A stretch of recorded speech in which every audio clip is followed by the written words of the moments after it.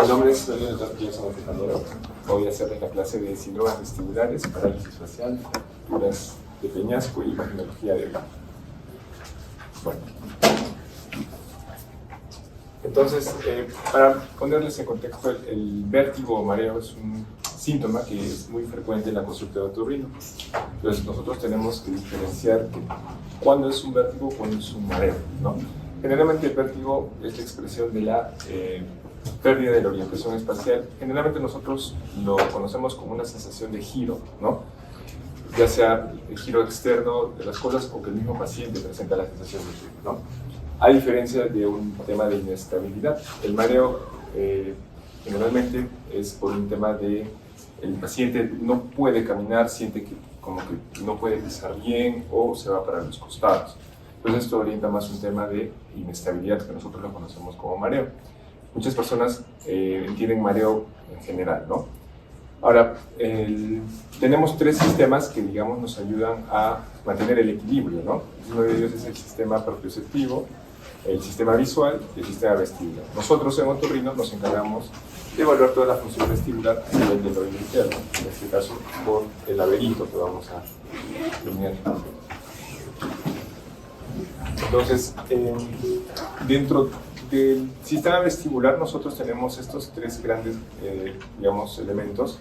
El control postural, que generalmente lo dan los músculos, ¿no? En este caso nos ayuda a mantener la postura, caminar, hacer ejercicio. También tenemos un control oculomotor por los nervios, en este caso el motor ocular externo, motor ocular común, que vamos a ver que estos músculos oculares nos ayudan también en el tema del equilibrio. Los procesos cognitivos, ya sea la orientación que tenga el paciente, la percepción en cuanto al tema, el tema neurológico, ¿no? El paciente tiene que estar siempre en sus tres esferas sin alteración de la conciencia. Vamos a ver que hay diferentes tipos de síntomas parecidos al vértigo, ¿no? Por ejemplo, les hablaba de la inestabilidad, que es justamente la diferencia. Vértigo es generalmente la sensación de giro de las cosas, ya sea del ambiente o del paciente. Inestabilidad es más una sensación de no caminar bien, lateralizar, se va para los costados, o simplemente no pueden tener un equilibrio al momento de caminar. El presíncope es como, digamos, el desmayo, ¿no? Es el paciente que pierde el conocimiento por cierta cantidad de segundos. Nosotros cuando nos enfrentamos a un desmayo o un síncope tenemos que descartar enfermedades de origen cardiológico o neurológico, ¿no? Generalmente el vértigo de oído otorrino no tiene pérdida de conocimiento. El paciente puede estar mareado, siente náuseas, vómitos, pero siempre está consciente, ¿no? Mientras que el síncope sí hay esa pérdida de conocimiento. Entonces, si tiene un síncope o presíncope, nosotros los derivamos a cardiología o neurología para que les hagan su descarte de enfermedades, ¿no? También tenemos un temblor ortostático, que nosotros lo conocemos como hipotensión ortostática. Cada vez que nosotros nos echamos, nos levantamos, nos amarramos los zapatos o hacemos el tema de cuclillas, generamos episodios de fenómenos de Valsalva, o sea, nos bajan la presión, ¿no? Este fenómeno de Valsalva o caída de la presión normalmente no lo sentimos. En los pacientes que tienen patologías, sobre todo de hipotensiones, bradicardias, ¿no? Más que todo cardiológicas, cuando se empiezan a sentar o hacen estos fenómenos de Valsalva, esta pequeña bajada de la presión hace que ellos sientan como un mareo, ¿no? Entonces, si es posicional en este caso, al momento de levantarse, al momento de ponerse de cuclillas, ¿no? O toser o pujar, generalmente es un temblor ortostático o fenómeno de hipotensión ortostática y lo derivamos al cardiólogo. Y bueno, dentro de esos cuatro que son, digamos, los más comunes, hay los no especificados que deben ser otro tipo de mareos que no encajarían, digamos, en estos cuatro. Pero teniendo esos cuatro, ustedes ya más o menos pueden ver qué patología puede tener el paciente, ¿no? En tema de mareo tenemos que también tener la duración. Es muy importante preguntarle cuánto le dura al paciente. Es muy diferente, por ejemplo, en el vértigo posicional que vamos a ver. El vértigo solo les dura entre 15-20 segundos hasta un minuto. Por ejemplo, una enfermedad de neuronitis vestibular, que es una enfermedad también que vamos a ver, el mareo dura días, ¿no? Y es intenso. Una enfermedad de Meniere, que es otro tipo de vértigo periférico, el mareo puede durar horas, ¿no? Y tienen periodos de intercrisis, o sea, solo en la crisis tienen el mareo, pero mientras no tengan la crisis, en la intercrisis está normal. Tenemos que preguntar también sobre la instauración, cómo empezó, ¿no? Si es progresivo, lento. el desencadenante, sobre todo qué movimientos hace el paciente para presentar el mareo. Como un ejemplo, igual el vértigo postural o posicional, el desencadenante más común es el movimiento de la cabeza, ¿no? El doctor está en la madrugada, me levanté para ir al baño y al momento de recostarme, me giré la cabeza de costado, presento otra vez el mareo, ¿no? Y cada vez que me echo del lado derecho, mi cabeza se hacia el lado derecho, presento esta sensación de mareo. Entonces es un desencadenante que más o menos nos orienta a que estamos con un vértigo, digamos, postural, ¿no? Siempre, bueno, al menos nosotros evaluamos la parte de otoscopía o ocumetría, porque tenemos que ver también si no tiene signos o síntomas de audición, por ejemplo, si le ha bajado la audición o tiene zumbido de oídos, ¿no? Y bueno, la acumetría o audiometría, hacemos exploraciones para ver si tienen sordera, ¿no? Ahora, dentro de la exploración que hacemos nosotros, siempre tenemos que descartar que no tenga un componente neurológico central. Para eso vamos a evaluar estas maniobras. Seguro ya han hecho neurología han hecho. ¿Ya? Bueno, pues si están haciendo, muchos en esa parte conversamos con los neurólogos porque ellos nos pasan al paciente y si descartan que no es neurológico lo pasan a otorrino. Nosotros, si descartamos que no es periférico, lo pasamos a neurología. En emergencia siempre nos vamos como que por atiender al paciente a veces. Pero siempre nosotros, como protocolo, también les hacemos evaluaciones neurológicas, porque es importante determinar si es un vértigo periférico o central. Justamente ahí viene el tema de estas maniobras. Por ejemplo, el romper, le decimos al paciente que esté sentado, o perdón, que esté parado, que esté con los ojos cerrados, ¿no? Y generalmente, si es periférico, solo se orienta hacia un lado, en este caso se va hacia el lado izquierdo, ¿no? Entonces, probablemente la patología esté en el oído izquierdo. Mientras que si es un romper central, generalmente va para los lados, no solo para el lado izquierdo, puede ser el lado derecho o generalmente hacia atrás, no hay una retropulsión. Otra maniobra es, digamos, la maniobra de los brazos extendidos, ¿no? Hacemos que el paciente esté igual, con los ojos cerrados, se mantengan los brazos extendidos. Si es periférico, generalmente esto desvía ligeramente hacia un lado, y si es central, generalmente es bilateral, ¿no? Como que abre los brazos. O también, como tienen pérdida de la fuerza, empieza a bajar los brazos, ¿no? Un brazo empieza a caer, ¿no? Entonces, eso también nos orienta si es un vértigo de tipo central. La marcha, nosotros le llamamos a la marcha la prueba de Unterberger. Hacemos que el paciente igual esté parado, ¿no? Con los brazos extendidos y que empiece a marcar el paso. Mientras va marcando el paso, normalmente un paciente normal debe mantenerse en el mismo sitio. Pero un paciente que tiene un vértigo periférico empieza, digamos, a lateralizar, ¿no? el movimiento de los brazos, ¿no? Y incluso también puede generar, así como este signo, lo que es la marcha de Foucault, ¿no? O marchas en tándem, que son también unas exploraciones para vértigos de tipo central. También hacemos exploración de la coordinación. La diadococinesia, el índice dedo-nariz, los índices de Varani, son tipo de pruebas que hacemos, ¿no? En los pacientes para descartar que no tengan alteraciones a nivel de cerebelo o tronco encefálico. Por ejemplo, la diadococinesia, hacemos que el paciente ponga sus manos en los muslos, ¿no? Haga esta pronación o supinación con los ojos cerrados. Si tiene, digamos, alteración, el paciente empieza a estar descoordinado, ¿no? El índice dedo-nariz, ¿no? El paciente estira sus dedos y mantiene el dedo hacia la nariz con los ojos abiertos primero y luego con los ojos cerrados. Si tiene alteración en eso, también nos habla de un trastorno más de coordinación, en este caso, tema de cerebelo o troncoencefálico, ¿no?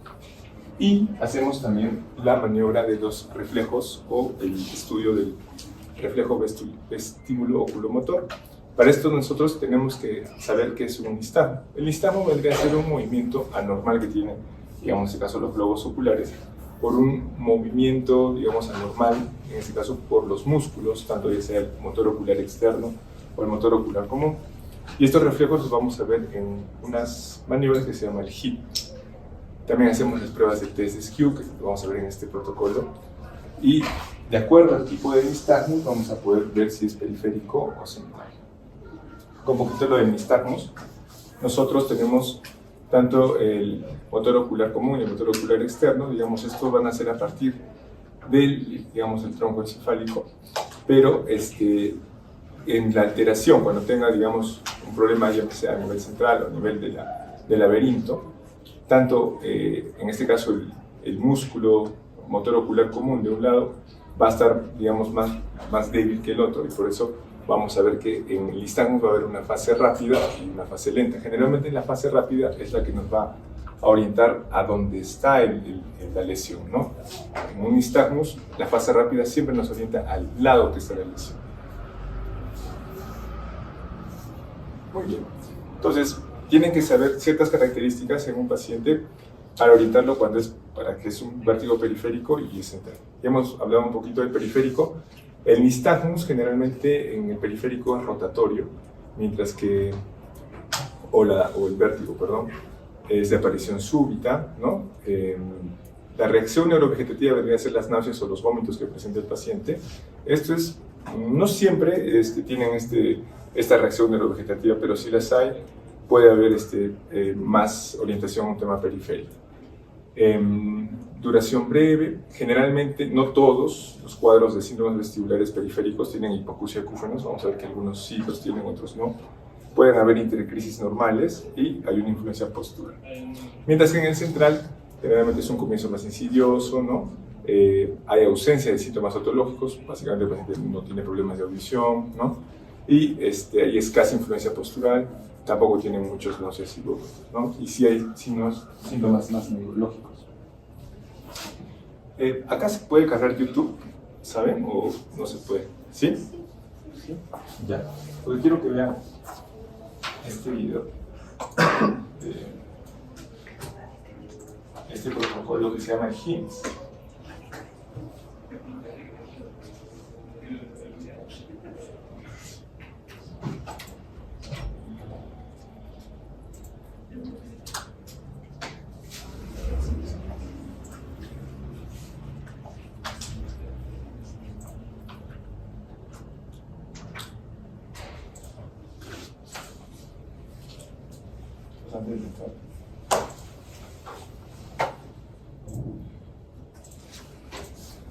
Cuando nosotros estamos en emergencias, va a haber el vértigo agudo, ¿no? Que es el paciente que tiene estos síntomas de vértigo dentro de las primeras 72 horas. Entonces se ha diseñado este protocolo para descartar si es un vértigo central o periférico.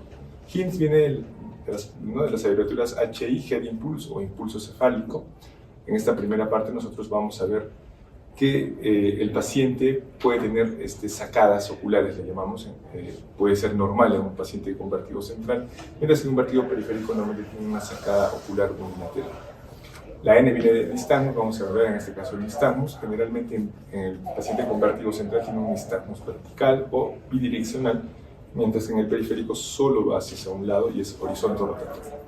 Y el último es el test de Skew. Vamos a ocluir el ojo del paciente. Es positivo cuando al ocluir el ojo del paciente empieza como que a rotar el ojo, ¿no? Hacia arriba, y si es periférico, este test de Skew es negativo.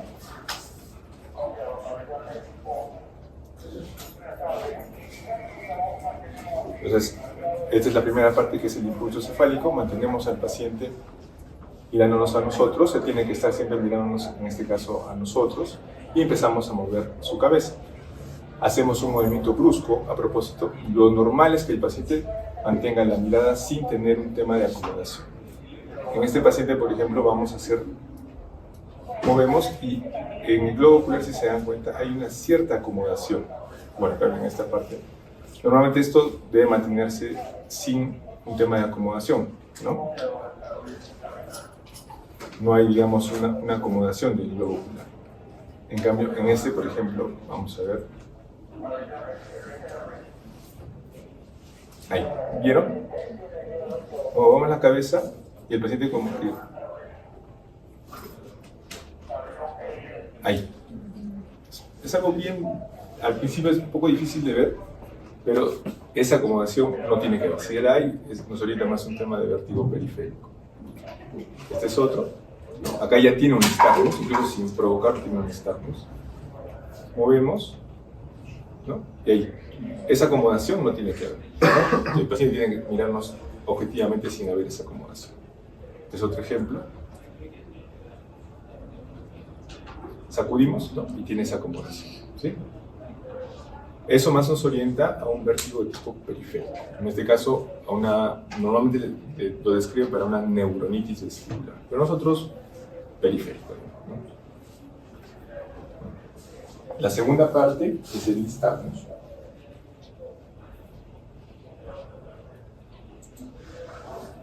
A nosotros simplemente al paciente le decimos que mantenga la mirada fija sin mover la cabeza y hacemos que siga el movimiento de los dedos, ya sea lado derecho, lado izquierdo o hacia arriba, ¿no? Generalmente el nistagmus periférico solo tiene que batir hacia un lado, en este caso bate tanto al lado derecho como al izquierdo, es bidireccional, entonces nos orienta a que sea un vértigo de tipo central, ¿no?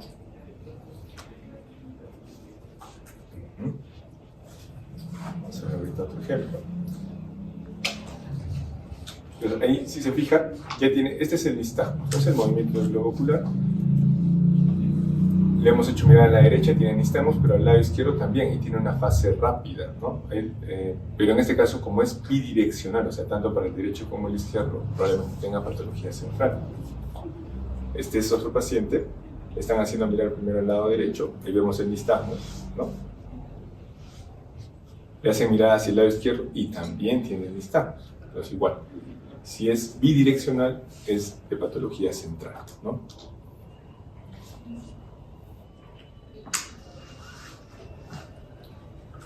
Y el test de Skew, vamos a ocluir un ojo, en este caso al paciente, y el paciente tiene que mirar, ¿no? Hacia la nariz. Lo normal es que al destapar el ojo no tiene que haber este movimiento. Si hay esta acomodación, se habla que es un test de Skew positivo, entonces tiene una patología central, ¿no? Por ejemplo, acá se acomodó, ¿ven? Que igual se acomodó, este es un poco más. Entonces no tiene que haber esa acomodación del ojo, tiene que el ojo mantenerlo en la misma posición. Otra paciente, no se ve muy bien esta parte, pero sí tiene una acomodación. Entonces el test de Skew nos orienta si es que es positivo, si hay una acomodación, es para una patología central, ¿no?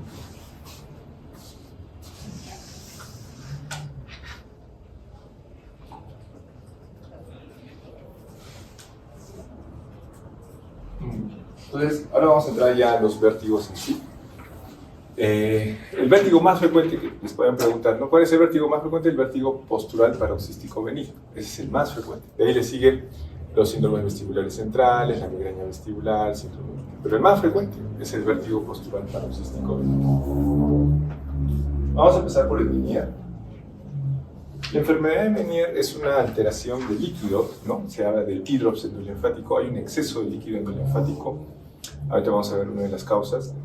Esta enfermedad de Meniere tiene esta triada. Si el paciente no tiene esta triada, es muy difícil que tenga enfermedad de Meniere. Vértigo, ¿no? Lo que hemos hablado, hipoacusia, no cualquier hipoacusia, tiene que tener una hipoacusia de tipo neurosensorial, y acúfenos o tinnitus. Entonces es la triada del Meniere. Si ustedes le plantean un caso clínico con paciente con vértigo, hipoacusia y acúfenos, tienen que pensar en Meniere, ¿no? Generalmente tienen crisis y entre los intervalos de la crisis el paciente está pues, asintomático o normal. Generalmente se da mayor en varones y en la edad de 30 a 40, perdón, en mujeres entre 30 a 40 años. Generalmente la etiología es desconocida, se hablan de alteraciones en la circulación. En este caso, alteraciones de la microcirculación coclear. Como hay un exceso de endolinfa, nos hablan de una falta de reabsorción de la endolinfa, alteraciones básicamente de electrolitos sodio y potasio en los líquidos laberínticos. Puede haber unas roturas de membranas endolinfáticas, ¿no? Que esto hace que hay un exceso en este caso tanto del sodio como del potasio, ¿no? También se ha visto que algunos desencadenantes de estas crisis se deben a alergias alimentarias, el consumo de alcohol, exceso de sal en la dieta y el estrés, ¿no? Se hablan como desencadenantes de crisis. Entonces les hablaba nuevamente de la triada, ¿no? Del vértigo, hipoacusia y acúfenos. El vértigo, como es, generalmente es brusco, ¿no? Tiene síntomas neurovegetativos, pero no altera la conciencia, ¿no?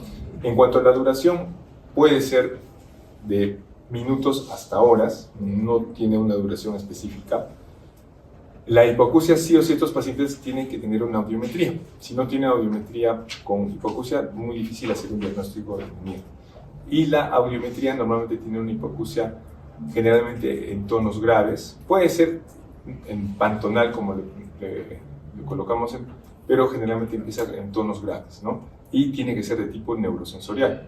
Para que sea neurosensorial, tanto la vía ósea como la vía aérea tienen que estar por debajo de lo normal, ¿no? En la crisis de Meniere, el paciente tiene más sordera. O sea, digamos, ahora tienen enfermedad de Meniere, le hacemos la audiometría, tiene una hipoacusia moderada, más o menos, ¿no? Pero pasa la crisis, le volvemos a hacer la audiometría y tiene una hipoacusia leve.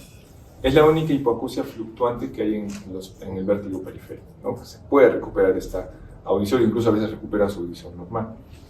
Hay un fenómeno que se llama de reclutamiento, que también hacemos pruebas de reclutamiento en audiometría. Nos habla que es una patología retrococlear o que está a nivel del laberinto.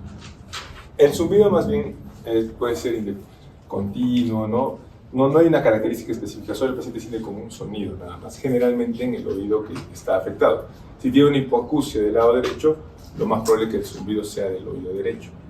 Y se habla de una relación entre más mareo tiene o más vértigo en la crisis, tiene más zumbido, ¿no? Le pasa en la crisis del vértigo, el zumbido también disminuye. Existen otras pruebas que también les hacemos, que son generalmente las pruebas calóricas. Las pruebas calóricas son pruebas que hacemos con instilación de agua, en este caso agua fría o agua caliente al oído, y desencadenamos un vértigo, que es lo normal. Pero en estos pacientes, al hacer las pruebas calóricas vemos un grado de hiporreflexia, o sea, no desencadenan, o desencadenan un mareo no tan normal, ¿no? Y siempre les pedimos un estudio de imagen, porque uno de los criterios para hacer diagnóstico de Meniere es que en la tomografía o resonancia que le pidamos no tiene que tener ningún tipo de lesión, ¿no? Tipo tumor o infección crónica. El tratamiento, como para cualquier síndrome vestibular, el reposo, ¿no? Los sedantes vestibulares, el dimidrinato, generalmente lo que usamos en emergencias, si tiene mucho vómito, lo hacemos endovenoso, si no, vía. Los antieméticos igual, el dimidrinato, ¿no?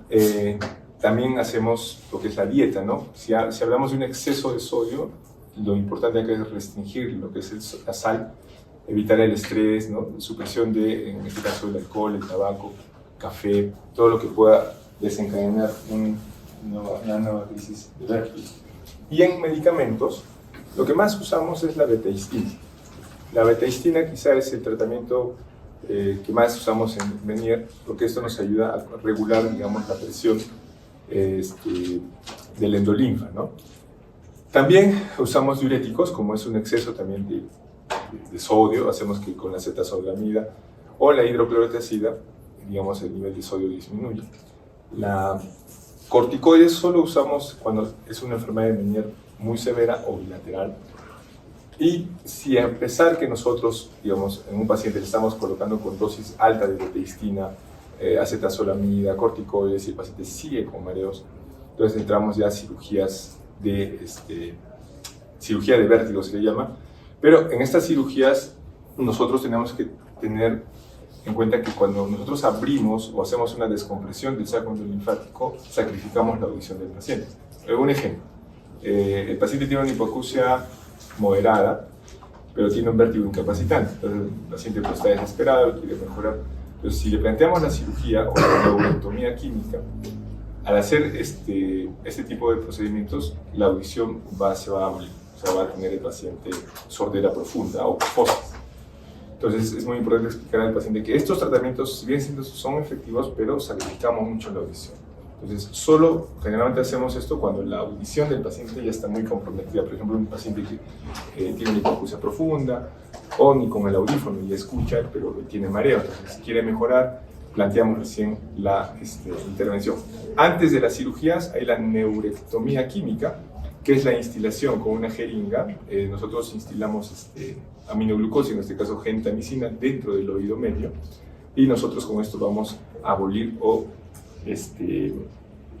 hacer una sección, vamos a llamarlo así, de la parte vestibular del oído, pero también vamos a, digamos, dañar el tema del nervio auditivo, ¿no? Entonces, hay que tener cuidado. Si es que esto nosotros lo hacemos es porque ya el paciente no está escuchando bien y sabe que va a volverse sordo, ¿no? Pero vamos a mejorar el tema del equilibrio.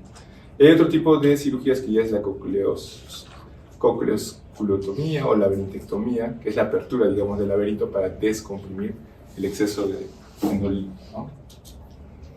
Muy bien. El otro vértigo que es muy frecuente es el vértigo postural paroxístico benigno. Entonces es el vértigo más frecuente, al menos de otorrino, ¿no? El vértigo periférico más frecuente. Se da más frecuente en mujeres que hombres no hay alteraciones de la audición, a diferencia de una enfermedad de Meniere que sí tiene una hipoacusia, ¿no? Es importante que sepa.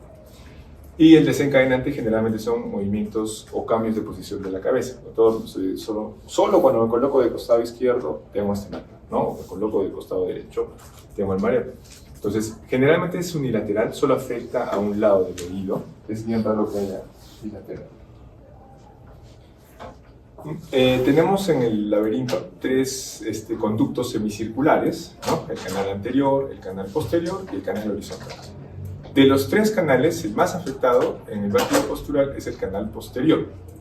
Entonces, ¿qué pasa? Acá hay como unas piedritas o llamadas otoconias, ¿no? Estas otolitos, otoconias deben estar en determinada posición, pero en esta enfermedad migran o se impactan contra la zona de la cúpula, por eso también le llaman cúpulolitiasis. Entonces están impactadas en esta zona y cada vez que tiene cierto movimiento el paciente, en este caso vamos a decirle pues, para el lado derecho, le presenta el mareo, ¿no? Entonces se habla que hay un desplazamiento, ¿no? Se desplazan de acuerdo al vector de la gravedad, originando un desplazamiento del endolinfa que inclina la cúpula del conducto. Y esto es lo que provoca el nistagmo. Entonces, vamos a ver que en el tratamiento tenemos que desimpactar las otoconias, ¿no? Con unas maniobras que les vamos a hacer. El nistagmus o el que presenta el paciente generalmente es agotable, ¿no? O sea, pasan unos 20-30 segundos y el paciente otra vez no tiene el nistagmus y generalmente máximo puede durar un minuto. En duración del vértigo, quizás es el vértigo que dura menos, ¿no? Hasta un minuto. Entonces, generalmente se asocia con movimientos cefálicos y la audición es normal, ¿no? El tipo de nistagmus en este caso es horizonto rotatorio. Vamos a ver un ejemplo. Acá.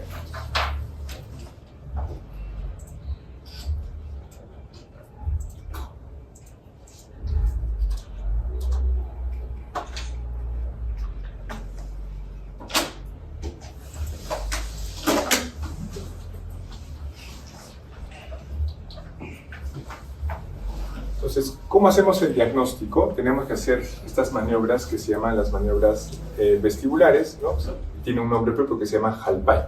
Como el canal más afectado es el posterior, justamente esta maniobra se ha diseñado para evaluar alteraciones del canal posterior. Si tuviéramos sospecha de que hubiera alguna alteración del canal horizontal, existe otra maniobra que se llama Matilde. ¿En qué consiste la maniobra de Hallpike? Primero hacemos que el paciente esté sentado en la camilla, hacemos que gire la cabeza a 45 grados, en este caso para el lado derecho, vamos a empezar con el lado derecho, y lo tumbamos. Cuando lo tumbamos, la cabeza tiene que estar por debajo de la camilla, más o menos unos 30 grados, y mantenemos al menos en esta posición unos 20-30 segundos para poder visualizar el nistagmus. Si pasado ese tiempo no hay nistagmus, se dice que es una maniobra negativa, y si lo hay, es positiva, ¿no? Y lo volvemos a sentar al paciente para luego evaluar el lado izquierdo.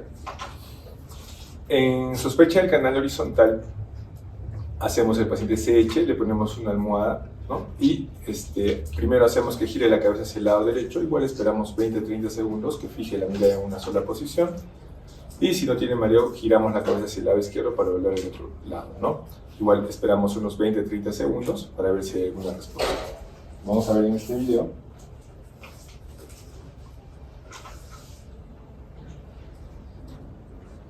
Entonces acá al paciente lo hacemos recostar.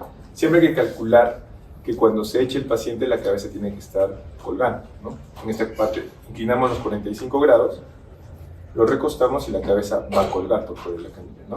Más o menos son 30 segundos. Y acá es donde tendríamos que ver el nistagmus, ¿no? El paciente siempre tiene que estar con los ojos abiertos, puede parpadear, pero tiene que mantener la mirada en un solo, en este caso yo le muestro la punta de mi dedo, ¿no? Porque a veces si tú no le dices eso, el paciente va a empezar a mirar en muchos lados y no vas a poder distinguir si es realmente un nistagmus. Lo mismo haces con la exploración del lado izquierdo. En caso sea positiva, se hace el diagnóstico de un vértigo posicional, ¿no? Y ahí, ¿cuál sería el tratamiento? Hacemos las maniobras de reposición. En este caso vamos a hacer la maniobra de reposición que se llama Epley. Asumiendo que ya el paciente tiene un vértigo postural o posicional del canal posterior derecho, entonces, ¿cómo es la maniobra de Epley? Empezamos del lado enfermo, en este caso del lado derecho, vamos a hacer el primer movimiento, giramos hacia el lado derecho de la cabeza, ¿no? Más o menos pues, 90 grados, ¿no? Para que mire de este lado. Esperamos entre 30 segundos a 1 minuto, luego hacemos que el paciente... Eso. Entonces esperamos más o menos 30 segundos, hasta 1 minuto. Y el siguiente movimiento hacemos que el paciente se coloque de costado y la cabeza hacemos que gire hacia abajo, ¿no? Esta es la segunda posición. Esperamos igual entre 30 a 60 segundos. Y la tercera posición, lo hacemos sentar al paciente con las piernas por fuera de la camilla y la cabeza ligeramente flexionada. Acá también tiene que estar por 30 a 60 segundos. Esto es el tratamiento para un vértigo posicional.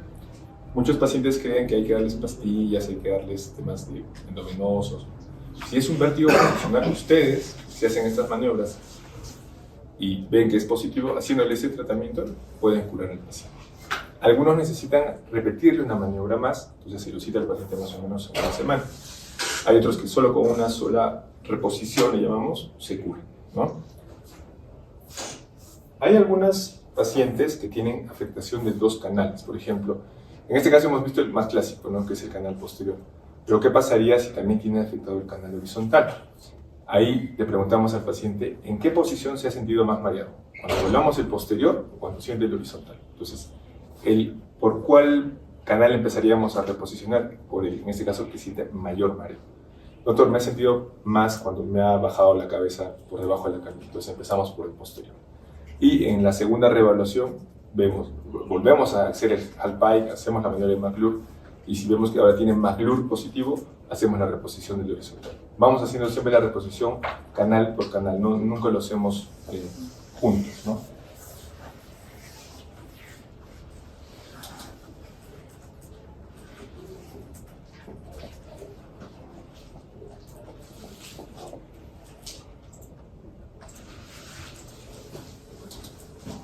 Entonces acá, ¿no? El tratamiento para el vértigo posicional es la maniobra de Epley, generalmente para el canal posterior.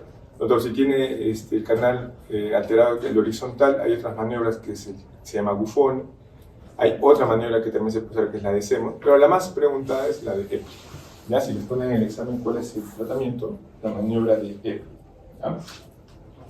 Muy bien, entramos al otro síndrome vestibular, que es la neuronitis vestibular. Esa neuronitis es... digamos, el paciente abruptamente pierde la función del nervio vestibular de un solo lado, ¿no? En este caso, la rama vestibular del octavo par craneal. Para que sospechen en el caso clínico, si es que le ponen un caso de neuronitis vestibular, siempre tiene que haber un antecedente de infección respiratoria. Si no les ponen en el caso clínico que hay una infección respiratoria previa, muy difícil que sea una neuronitis. Por ejemplo, en la época del COVID, muchos pacientes venían con síntomas de COVID y a la semana o a los días empezaban con cuadros de vértigo, ¿no? Y un vértigo bien. Estos son los vértigos más agudos que duran días, ¿no? Entonces sospechábamos de esta neuronitis vestibular, ¿no? Es una lesión inflamatoria, porque en este caso lo han asociado más a herpes virus, ¿no? Puede ser también ocasionada por una alteración vascular, sobre todo a nivel de la arteria vestibular anterior, y generalmente puede haber hemorragia, trombosis, ¿no? A nivel de esa zona. El vértigo es brusco, acá sí es intenso, acá sí tiene un cortejo vegetativo de náuseas, vómitos exagerados. Duran días. Los pacientes literalmente, o sea, se echan, tú le pones, ¿se está echado, señores? Sí, sí, o sí tiene un mareo, doctor. Entonces, a ellos sí, incluso los hospitalizamos a veces para darles medicamentos. Normalmente no tienen tampoco, así como el posicional, ausencia de clínica audiológica, o sea, ellos escuchan normal, no tienen zumbidos, solo el mareo, ¿no? Y poco a poco, con el reposo y los medicamentos, van a volver otra vez a su estado normal. La exploración, cuando le hagamos, por ejemplo, el HINT, la prueba del HINT en el distagnus, ellos sí van a tener, digamos, el HIT positivo o las sacadas. Es el único vértigo que puede diagnosticarse solo haciéndole el HIT, ¿no? Hace una sacada, en este caso solo para un lado, ¿no? Si le hacemos el Romer, obviamente va a tener lateralización para un lado, ¿no? Y al hacer las pruebas calóricas, como hay una supresión, ¿no? O sea, ha habido como un infarto, vamos a hablar del nervio vestibular, tú le metes agua caliente, incluso metemos agua con hielo, ¿no?, al paciente a nivel del oído y tiene una reflexia calórica, o sea, no se evoca ningún tipo de vértigo. Entonces, estamos haciendo el diagnóstico de una neuronitis vestibular. Y hay ausencia de focalidad neurológica, ¿no? El tratamiento acá, obviamente, usamos sedantes, ¿no?, benzodiazepinas y migrinato, y acá usamos corticoides. Los corticoides que usamos acá es prednisona, generalmente 1 miligramo por kilo de peso, por lo menos unos 5 días. Y sí les dejamos rehabilitación, ejercicios de rehabilitación vestibular, que son ejercicios que ayudan al paciente nuevamente a tener el equilibrio, ¿no? Otro cuadro de vértigo periférico es la famosa laberintitis. Esta es quizá la que los pacientes conocen, bueno, a todo el mareo le llaman ellos laberintitis, pero para que ustedes estemos frente a un paciente de laberintitis, sí o sí tiene que ser secundaria una infección. Llámese una otitis media crónica, una otitis media aguda, una meningitis, una septicemia, pero tiene que haber una infección de por medio. Con una infección, en este caso del oído, vamos a ver, ¿no?, si tuviera una otitis media crónica, el tímpano perforado, ves la pus, todo el tímpano bombado y tiene mareos, pues lo más probable que sea secundario esta infección. Y el tratamiento es tratar la infección, ¿no? Si tú ves un paciente con otitis que tiene vértigo, lo primero que tienes que tratar es la infección. Entonces, esta es laberintitis, hay laberintitis circunscrita, difusa, lacerosa, la purulenta. Entonces, todo el tratamiento orientado al tratamiento de la infección. Y si es que no tuviera, digamos en este caso, otitis o perforación timpánica, se le pide, ¿no?, una tomografía para detectar. Es muy raro que tenga una laberintitis sin afección del oído, en este caso del oído medio o del oído externo, ¿no? Y hay laberintitis ya secundarios a cuadros de meningitis o septicemia, ¿no?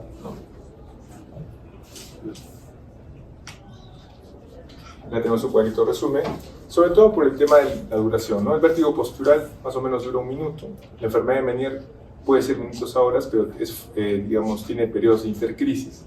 La neuronitis vestibular es la que sí dura días, ¿no?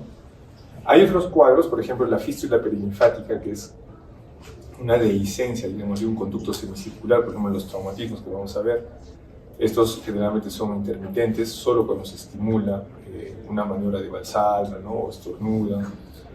En el caso de los tumores, por ejemplo, acá tenemos un tumor del lado derecho. En este caso es progresivo, inespecífico. Quizá el único caso que se podría confundir en el examen, ¿no?, si les ponen un paciente con hipoacusia, ¿no?, vértigo y zumbidos, puede ser también un adenoma del acústico. ¿Cómo harían el descarte con una enfermedad de Meniere? Les piden una tomografía o resonancia. Si en la resonancia ven que ya hay un tumor, entonces el diagnóstico es un neurinoma, ¿no? Es el único que quizá les puede confundir en el examen, pero si les viene, tienen que pedir una tomografía y una resonancia para hacer el descarte de un adenoma del acústico. Muy bien, vamos a entrar en lesiones de hueso temporal. Generalmente las lesiones de hueso temporal son traumatismos craneales. Entonces acá, primero el paciente tiene que estar estable del traumatismo encefalocraneal, ¿no? Y después nosotros ya nos ocupamos de las fracturas, digamos, de hueso temporal o de base del cráneo. Generalmente se da más en hombres, ¿no?, en la segunda y cuarta vida, los accidentes de tránsito, sobre todo, ¿no? Acá vamos a ver mucho de la cápsula óptica. Cuando hay compromiso del hueso temporal, es básicamente esto, nosotros tenemos que ver si hay o respeta o hay una fractura a nivel que invade la cóclea o el laberinto, ¿no? Si invade la cóclea, el laberinto o la cápsula óptica, muy probablemente tenga sintomatología o de pérdida de la audición, vértigo, ¿no?, a veces también parálisis facial. Entonces, para eso se han diseñado 2 tipos de fractura, ¿no? Se clasifican en la longitudinal, ¿no?, la que pasa, digamos, paralela, digamos, al eje, pero no lastima directamente la cápsula óptica, y la transversal, obviamente, que sí, esta la va a seccionar, ¿no? Entonces, normalmente esto es solo para fines académicos, porque cuando ustedes van a urgencias, son fracturas mixtas, ¿no? O sea, tienen tanto longitudinal como transversal. Entonces, nuevamente, ¿no? Para fines académicos, básicamente longitudinal, ¿no? Generalmente respetan la cápsula óptica, y transversal son las que sí afectan la cápsula óptica. Acá, por ejemplo, ¿no? Tenemos esta, debe ser una longitudinal, y en la transversal, digamos acá, justamente al tema de la cóclea, ¿no? Vamos con las longitudinales. Como no afectan mucho la cápsula óptica, entonces lo que sí puede haber es un compromiso del conducto auditivo externo o del tímpano. La famosa otorragia. No todo paciente con politraumatizado que venga con otorragia tenemos que descartar que no tenga una fractura de base de cráneo. Le pedimos una tomografía, ¿no? Y esa otorragia puede deberse a dos causas. O la fractura ha dañado la piel del conducto auditivo externo, o el tímpano, ¿no? En el caso del tímpano, este es un hematotímpano, es la acumulación de sangre coagulada por detrás del tímpano, ¿no? No había una perforación timpánica, pero el paciente tiene sordera.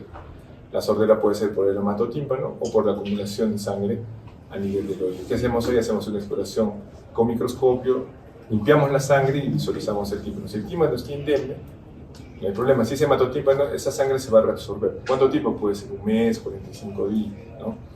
Entonces, generalmente estos dan desgarros, digamos, o traumatismos a nivel del conducto auditivo. Pueden tener también parálisis, porque parte del nervio facial pasa por el oído medio. Eso va a depender mucho del compromiso de la fractura, ¿ya? Pero no es lo frecuente. Lo más frecuente es la otorragia.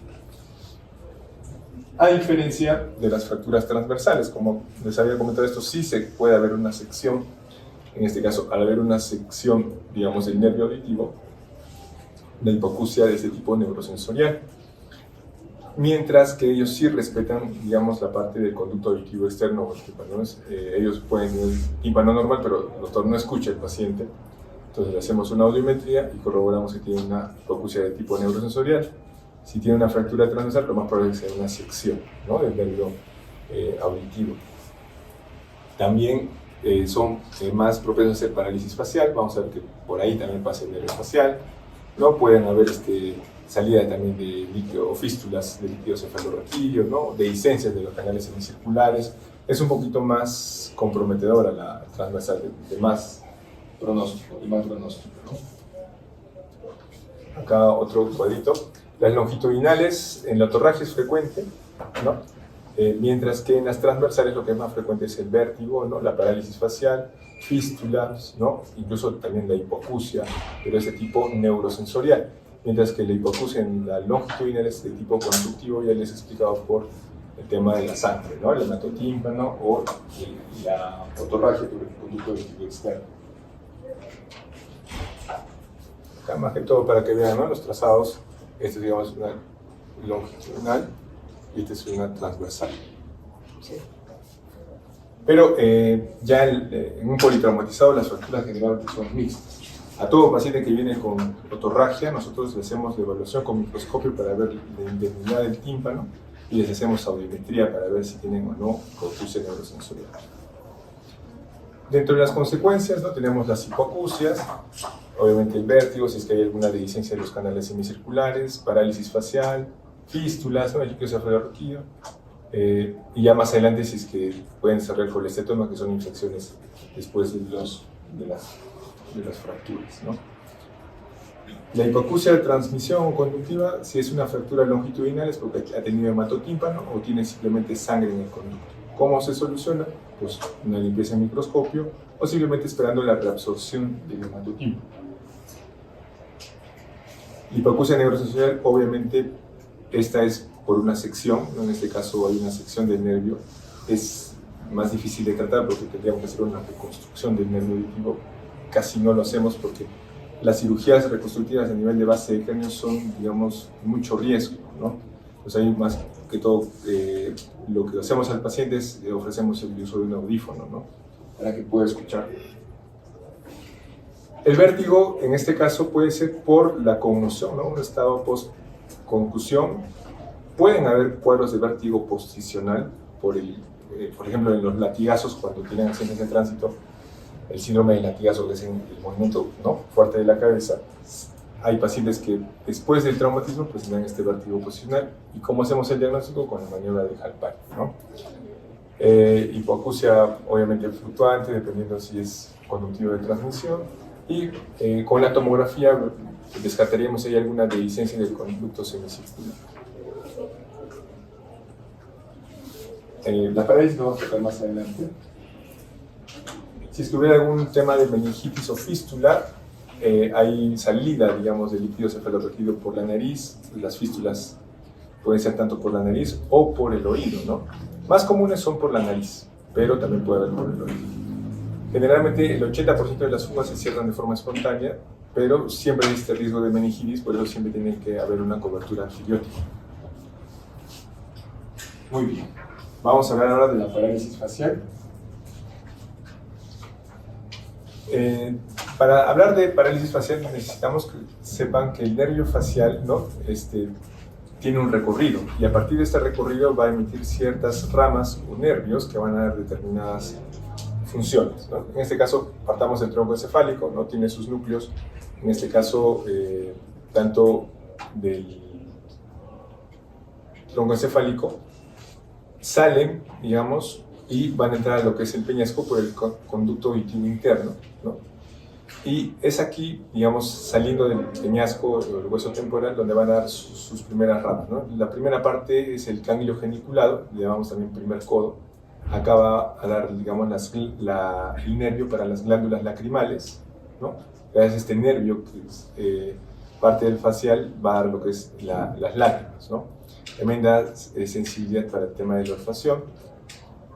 Llegamos al segundo codo. A partir del segundo codo hasta antes del agujero estilomastoideo, esto se llama la porción laberíntica o la porción timpánica del nervio facial.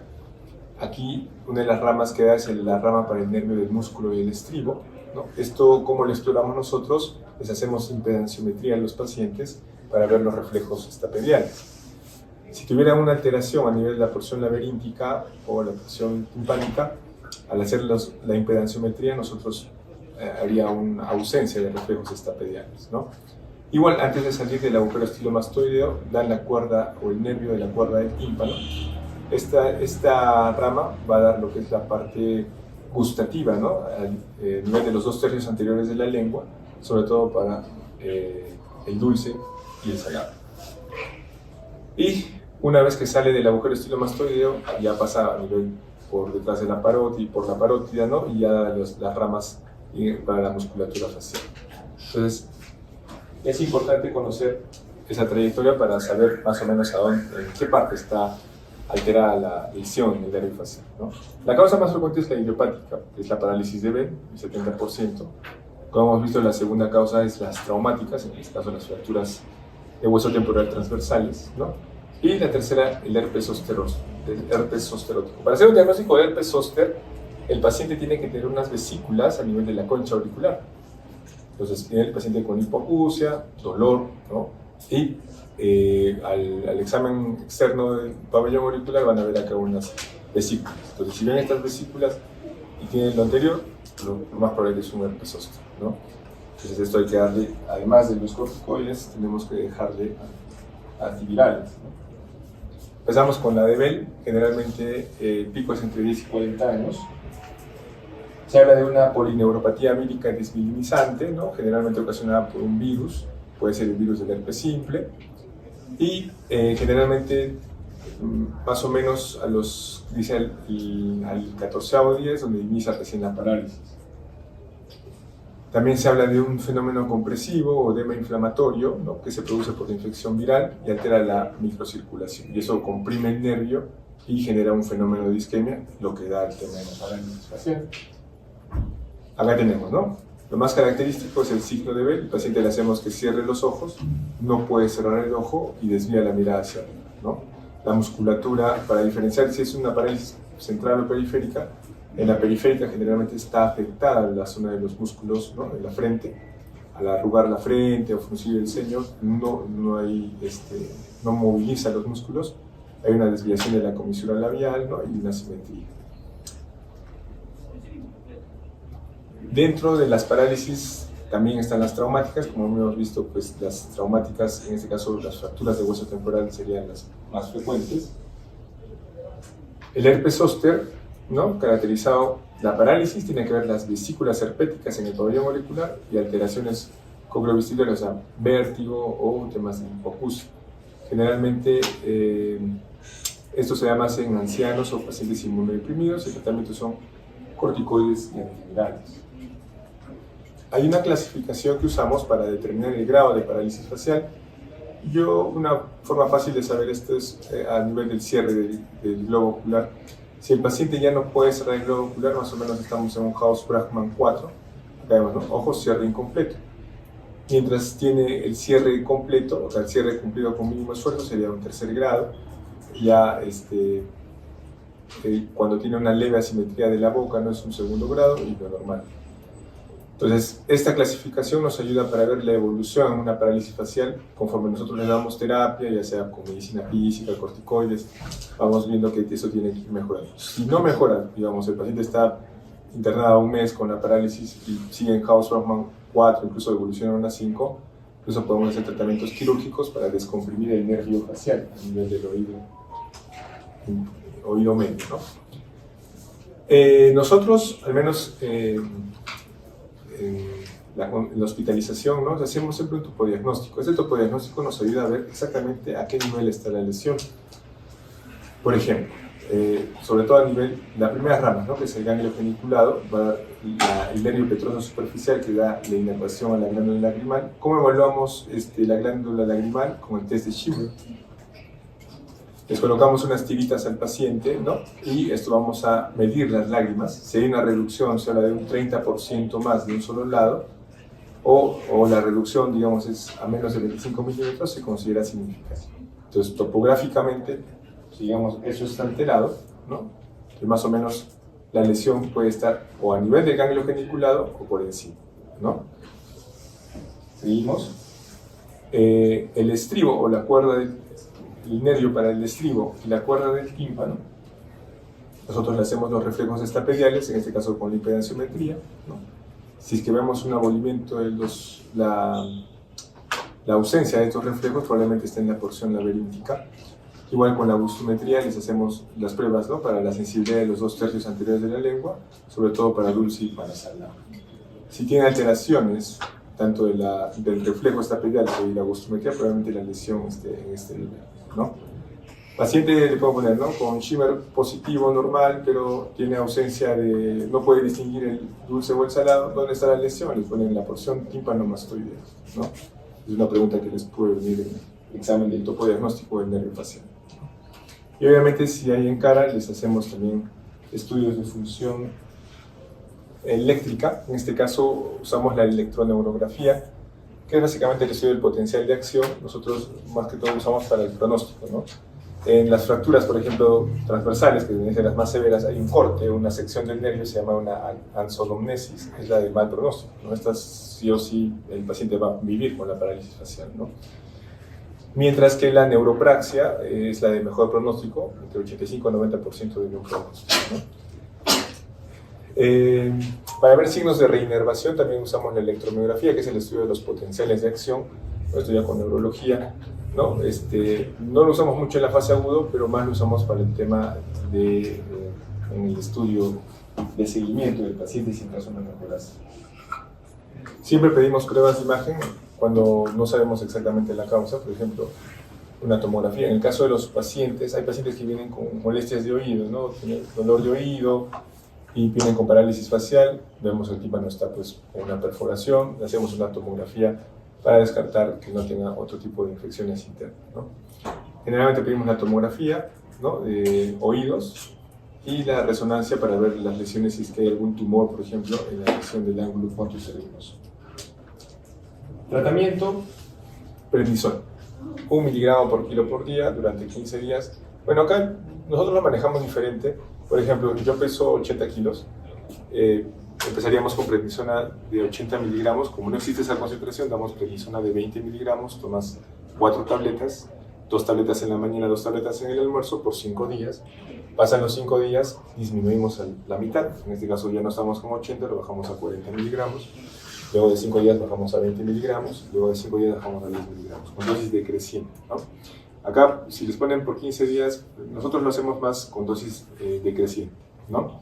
Sí o sí, con los antivirales, aciclovir, ¿no? A pesar que no tiene vesículas, como, digamos, manejos, les dejamos siempre antivirales, 200 a 400 dos veces al día por 10 días.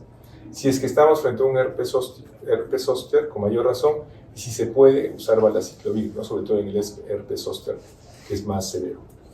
Protección ocular, como han visto, el ojo no se puede cerrar, y si es que no cierra el ojo el paciente, un Hausburg-Hartmann 4, por ejemplo, hace úlceras corneales. Ahora están haciendo oftalmología, entonces quieren usar lágrimas y usar parche ocular. Al paciente le dejamos parche ocular en la noche para que no haga estas úlceras corneales. Y sí o sí la rehabilitación, ¿no? Hacemos interconsulta de medicina física para que haga el tema de la kinesioterapia, para que ayude a recuperar el movimiento de los músculos. Si con todo eso no mejora, el Hausburg-Hartmann sigue en 4, no mejora, hacemos lo que es la descompresión del nervio quirúrgico y también basándonos también en los estudios de electroneurografía, ¿no? Si vemos que no hay una buena respuesta al tratamiento. Muy bien. Ahora termina. Tomografía. Esto ya es más que todo para conocimientos, no creo que les tome tomografía en el oído, pero es importante que sepan. Esta es la parte del oído, el corte axial. Vamos a empezar. Lo que siempre vemos como el huesecillo más grande que podemos ver es, en este caso, la cabeza del martillo, en este caso la parte del yunque, ¿no? Siempre el oído medio, porque ya es el oído medio, tiene que estar con aire. Y si es aire, eso tiene que ser oscuro. Si es que vemos algún tipo de contenido dentro del oído medio, podemos pensar en una infección, ¿no? En este caso es un oído normal, el contenido del oído medio está normal. Acá más o menos debería estar una membrana, que es la membrana timpánica, que no se ve muy bien. Estos son las celdillas mastoideas. Esto normalmente tiene que ser como un panal de abejas, ¿no? Si es que estas celdillas también están ocupadas o tienen un ocupamiento, se habla de una mastoides ebúrnea, ¿no? O sea, tienen contenido y nos orienta a un cuadro de otitis media crónica. Acá, esto es parte del conducto semicircular o el canal posterior, ¿no? Esta vendría a ser, digamos, parte del oído interno. Este es el conducto auditivo interno, ¿no? Acá estaría parte del nervio auditivo y del nervio vestibular. Vamos a ver otro pedacito. Se ve mucho mejor. Este es el canal semicircular lateral, ¿no? Obviamente esto se va reconstruyendo. Nosotros tenemos ahí el PAX, digamos. Pero ustedes tienen que saber que de las estructuras que más nosotros vemos no son los huesecillos, la ventilación del oído medio, cómo están las celdillas mastoideas, si están con contenido o sin contenido, si no tienen dehiscencia de los conductos semicirculares en el caso de fracturas, ¿no? Si hay tumores, digamos, a nivel del conducto auditivo interno, el neurinoma del acústico. Acá se ve un poquito mejor, no sé si llegan a ver esta línea bien pequeñita, es el tímpano. ¿Sí? La membrana timpánica. Esto vendría a ser parte del conducto auditivo externo, el oído medio, ¿no? Parte, digamos, de la región de la mastoides, ¿no?